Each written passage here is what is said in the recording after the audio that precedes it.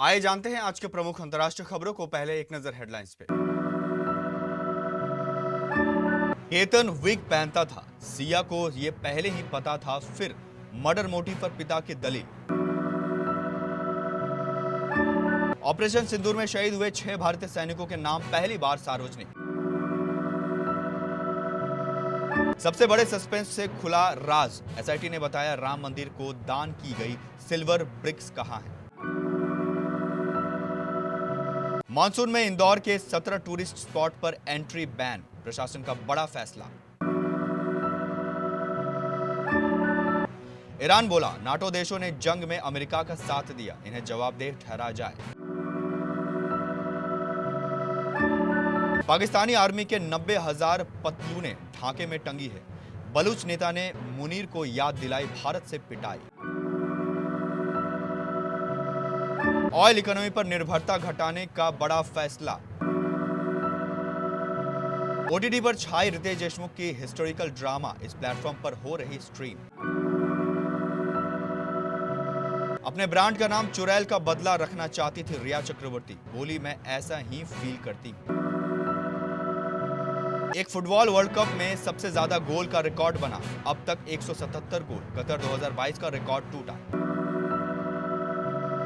पुणे के चर्चित केतन अग्रवाल मौत के मामले में अब विग एंगल सामने आ रहा है। मुख्यमंत्री देवेंद्र फडणवीस से मुलाकात के बाद केतन के पिता विशाल अग्रवाल ने दावा किया कि शादी तय होने से पहले ही उन्होंने सिया गोयल के परिवार को बता दिया था कि उनका बेटा सिर पर छोटा सा विग पैच इस्तेमाल करता है। उन्होंने सवाल उठाया कि क्या इतनी सी बात किसी की हत्या की वजह हो सकती है। इसी के साथ उन्होंने आरोपियों को फांसी की सजा देने की मांग की। विशाल अग्रवाल ने बताया कि मुख्यमंत्री ने मामले की फास्ट ट्रैक सुनवाई का भरोसा दिया और उन्हें जानकारी दी गई है कि जांच के लिए एसआईटी का गठन किया गया है। पुलिस का आरोप है कि सिया गोयल और चेतन चौधरी ने कथित तौर पर परिवारों की बदनामी के डर से भागने के बजाय हत्या की साजिश रची थी। मुख्यमंत्री से मुलाकात के बाद विशाल अग्रवाल ने एक और बड़ा दावा किया। उन्होंने कहा कि शादी तय होने से पहले उन्होंने सिया गोयल के परिवार को साफ बता दिया था कि केतन सिर पर एक छोटा सा विग पैच इस्तेमाल करता है। उन्होंने सवाल उठाते हुए कहा कि क्या यही किसी की हत्या की वजह हो सकता है। हालांकि पुलिस ने अब तक अपनी जांच में कहीं भी यह नहीं कहा है कि विग या उससे जुड़ी किसी बात की हत्या से संबंध है। सरकार ने पहली बार ऑपरेशन सिंदूर के दौरान शहीद हुए 6 भारतीय सैनिकों के नाम सार्वजनिक किए हैं।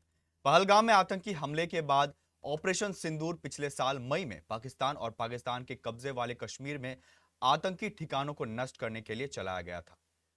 हिंदुस्तान टाइम्स की रिपोर्ट्स के मुताबिक इस 6 सैनिकों के नाम नेशनल वार मेमोरियल की वेबसाइट पर रोल ऑफ ऑनर सेक्शन में प्रकाशित किए गए हैं। नई दिल्ली में नेशनल वार मेमोरियल में भी इनके नाम लिखे गए हैं। ऑपरेशन सिंदूर में शहीद सैनिकों की लिस्ट। हेडक्वार्टर 10 इन्फेंट्री ब्रिगेड के सूबेदार मेजर पवन कुमार, 4 जम्मू कश्मीर लाइट इन्फेंट्री के rifle man Sunil Kumar, 5 field regiment के लाइंस नायक दिनेश कुमार, 851 लाइट रेजिमेंट के एविएशन टेक्नीशियन मोड मुरली नायक, 237 फील्ड वर्कशॉप कंपनी के हवलदार सुनील कुमार सिंह, 39 विंग के सर्जेंट सुरेंद्र कुमार शामिल हैं। इन सैनिकों के नाम मेमोरियल की वॉल 3D के उस सेक्शन में उकेरे गए हैं जो देश की सेवा में अपनी जान देने वाले सैनिकों को समर्पित हैं।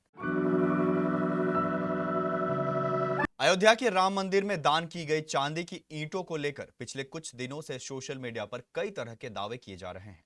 कुछ लोगों ने आरोप लगाया था कि मंदिर को दान में मिली चांदी की ईंटों का कोई हिसाब नहीं है और उनका पता नहीं चल रहा। लेकिन अब इस पूरे मामले में स्पेशल इन्वेस्टिगेशन टीम की जांच में बड़ा खुलासा हुआ है।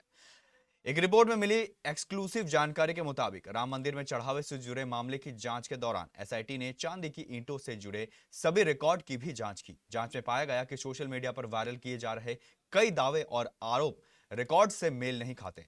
खासतौर पर अनुराग रस्तोगी द्वारा दान की गई चांदी की ईंटों को लेकर किए गए दावों को जांच में सही नहीं पाया गया। बारिश के मौसम में होने वाले हादसों को रोकने और पर्यटकों की सुरक्षा सुनिश्चित करने के लिए इंदौर जिला प्रशासन ने बड़ा फैसला लिया है। मऊ तहसील के अंतर्गत आने वाले 17 प्रमुख पर्यटन स्थलों पर आम लोगों और पर्यटकों के प्रवेश पर पूरी तरह रोक लगा दी गई। यह प्रतिबंध 25 जून 2026 से 22 अगस्त 2026 तक प्रभावी रहेगा। प्रशासन का कहना है कि मानसून के दौरान झरनों, नदी नालों और घाटियों में जलस्तर अचानक बढ़ने से दुर्घटनाओं का खतरा कई गुना बढ़ जाता है। इसी को देखते हुए भारतीय नागरिक सुरक्षा संहिता बीएनएस 2023 की धारा 163 के तहत प्रतिबंधात्मक आदेश जारी किया गया है। जिला प्रशासन के मुताबिक पिछले कुछ वर्षों में बारिश के दौरान इन पर्यटन स्थलों पर कई हादसे सामने आए हैं। कई पर्यटक सुरक्षा नियमों की अनदेखी कर प्रतिबंधित क्षेत्रों तक पहुंच जाते हैं, जिससे जान माल का खतरा बढ़ जाता है। कई बार तेज बारिश के कारण झरनों और नदी नालों का जलस्तर अचानक बढ़ जाता है, जिससे लोगों को संभलने का मौका भी नहीं मिल पाता।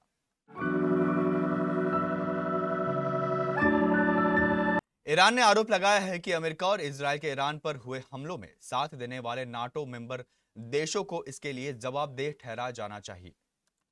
ईरान के विदेश मंत्रालय के प्रवक्ता इस्माइल बघई ने सोशल मीडिया पर कहा कि नाटो चीफ मार्क रूट ने खुद माना है कि इटली और रोमानिया ने ईरान के खिलाफ सैन्य कार्रवाई में अमेरिका का साथ दिया था।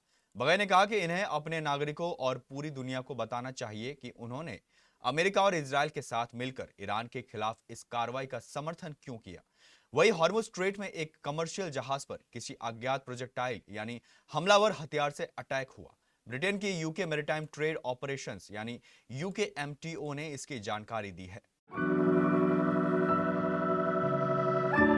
बलूचिस्तान में पूर्व मुख्यमंत्री अख्तर मेंगल ने पाकिस्तानी सेना और सरकार पर तीखा हमला बोला है। बलूचिस्तान में आम लोगों को गायब किए जाने और मानवाधिकारों के उल्लंघन पर मेंगल ने पाक सेना प्रमुख असीम मुनीर और पीएम शहबाज शरीफ से तीखे सवाल पूछे हैं। उन्होंने बलूचिस्तान में पाक आर्मी की ज्यादती पर तीखा तंज कसते हुए कहा कि हम आपकी बहादुरी 1971 में देख चुके हैं, जब आपने ढाका में घुटने टेक कर हथियार डाले थे। अख्तर मेंगल ने एक कार्यक्रम में बोलते हुए 1971 की लड़ाई का जिक्र किया, जब ढाका में भारत के सामने पाकिस्तानी आर्मी ने सरेंडर किया था और बांग्लादेश अलग देश बना था। मेंगल ने कहा कि दुनिया के सैन्य इतिहास में दूसरा ऐसा उदाहरण नहीं मिलता है। पाकिस्तानी सेना के 90,000 सैनिकों ने कैसे जलील होकर ढाका में सरेंडर किया था, ये सब जानते हैं। पाकिस्तानियों को अपने इतिहास की किताबों में यह पढ़ना चाहिए। सऊदी अरब ने अपने रियल एस्टेट सेक्टर को विदेशियों के लिए खोल दिया है। सऊदी प्रॉपर्टीज नाम के नए डिजिटल पोर्टल के जरिए अब विदेशी नागरिक, कंपनियां और निवेशक वहां प्रॉपर्टी खरीदने के लिए ऑनलाइन आवेदन कर सकते हैं। यह कदम जनवरी 2026 में लागू हुए विदेशी रियल एस्टेट स्वामित्व कानून के तहत उठाया गया है। इस बदलाव से सबसे अधिक फायदा करीब 24 लाख उन भारतीयों को हो सकता है जो सऊदी अरब में रहते हैं और काम करते हैं। अब तक भारतीय केवल किराए पर मकान ले सकते थे, लेकिन नई व्यवस्था के तहत वे वहां प्रॉपर्टी के मालिक भी बन सकते हैं। रियल एस्टेट जनरल अथॉरिटी ने बताया कि सऊदी प्रॉपर्टीज पोर्टल पूरी तरह डिजिटल है। इसके जरिए आप अपनी पात्रता जांच सकते हैं, आवेदन कर सकते हैं और अपने आवेदन की स्थिति भी ट्रैक कर सकते हैं। हालांकि दो पवित्र शहरों मक्का और मदीना के लिए नियम अब भी सख्त है। इन दोनों शहरों में प्रॉपर्टीज का मालिकाना हक केवल सऊदी कंपनियों और मुस्लिम प्रवासियों नागरिकों को ही दिया जाएगा। 6.8 लाख करोड़ रुपए का है सऊदी अरब का रियल एस्टेट मार्केट। 2034 तक करीब 13 लाख करोड़ होने का अनुमान है। रितेश देशमुख की हिस्टोरिकल ड्रामा फिल्म राजा शिवाजी ने सिनेमाघरों में आते ही धमाल मचा दिया था। मेकर्स के अनुमान के खिलाफ जाकर फिल्म ने काफी अच्छी कमाई की थी। यह फिल्म मराठ साम्राज्य के संस्थापक और भारत की सबसे सम्मानित ऐतिहासिक हस्तियों में से एक छत्रपति शिवाजी महाराज के जीवन और उनकी विरासत पर आधारित है। अपनी बहादुरी, सैन्य रणनीति और दूरदर्शी नेतृत्व के लिए मशहूर शिवाजी महाराज आज भी देश भर में कई पीढ़ियों को प्रेरित करते हैं।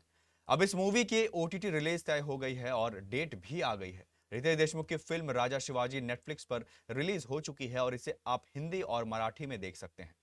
मूवी को रितेश देशमुख ने डायरेक्ट किया है और वे इसमें एक्टर के तौर पर भी नजर आए। वही उनकी पत्नी जेनेलिया इसकी को प्रोड्यूसर है।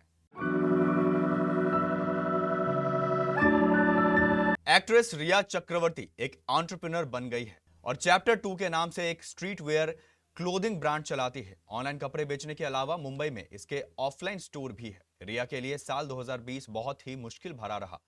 नारकोटिक्स कंट्रोल ब्यूरो ने उन्हें तब अपने तत्कालीन बॉयफ्रेंड सुशांत सिंह राजपूत की मौत के मामले में गिरफ्तार किया गया था। इसके बाद उनकी जिंदगी में बड़ा बदलाव आया और अब वो अपनी जिंदगी नए तरीके से जीने की कोशिश कर रही है।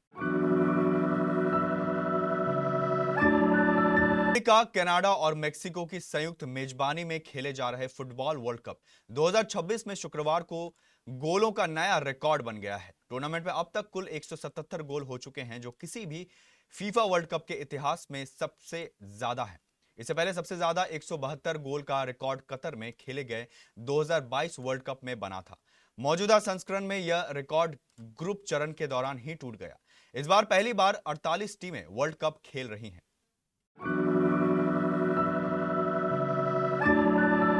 अंतर्राष्ट्रीय खबरों के बाद स्थानीय खबरों को जानने के लिए चलेंगे प्राइम स्टूडियो।